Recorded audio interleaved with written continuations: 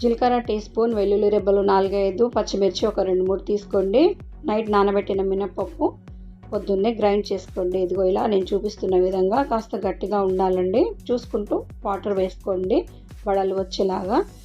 కొత్తిమీర కుప్పెడు తీసుకున్నాను.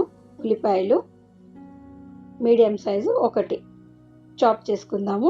ఇలా చాప్ చేసుకున్న ఈ ఉల్లిపాయలు మొత్తం మనం ఈ పేస్ట్లో యాడ్ చేసుకుందాం. మినపప్పు ఏదైతే మనం ప్రిపేర్ చేసుకుందామో ఆ పిండిలో యాడ్ చేసుకుందాం. సరిపడా ఉప్పు యాడ్ చేసుకోండి.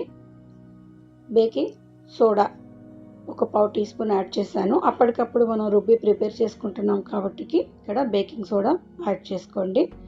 ఇదిగో ఇలాగా నూనె వేడైపోయింది. డీప్ ఫ్రైకి సరిపడా నూనె తీసుకొని వడలు ఇలా ప్రిపేర్ చేసుకోండి.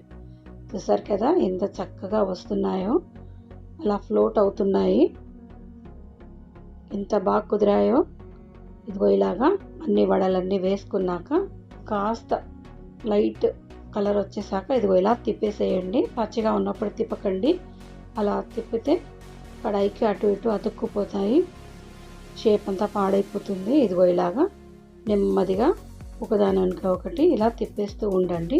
ఒకవేళ ఇలా అతుక్కుంటే కింది వడలు కాస్త కిందిగా అంటే ఇదిగో ఇలా సింపుల్గా వచ్చేస్తుందండి. వడలు ఫ్రై అయిపోయాయి. ఇలా లైట్ బ్రౌన్ కలర్ వచ్చేసాక తీసేసి మళ్ళీ కాస్త చల్లారాక మళ్ళీ బ్రౌన్ కలర్ వచ్చేంత వరకు ఫ్రై చేసుకుందాం. ఇదిగో ఇలాగా ఇది 2 సార్లు ఫ్రై చేయడం వల్ల క్రిస్పీగా ఉంటుంది. పిండి లోపల దాకా ఉడికిపోతుందండి. ఇప్పుడు మనం పెరుగు, చిక్కటి పెరుగు కావాలంటే చిక్కటిది వేసుకోవచ్చండి. నేను కాస్త మజ్జిగలాగా లైట్గా ప్రిపేర్ చేస్తాను. అందులో ఇలా వడలు డిప్ చేసేయండి. ఇలా డిప్ చేసుకున్నాక మనం పోపు పెట్టుకుందాం.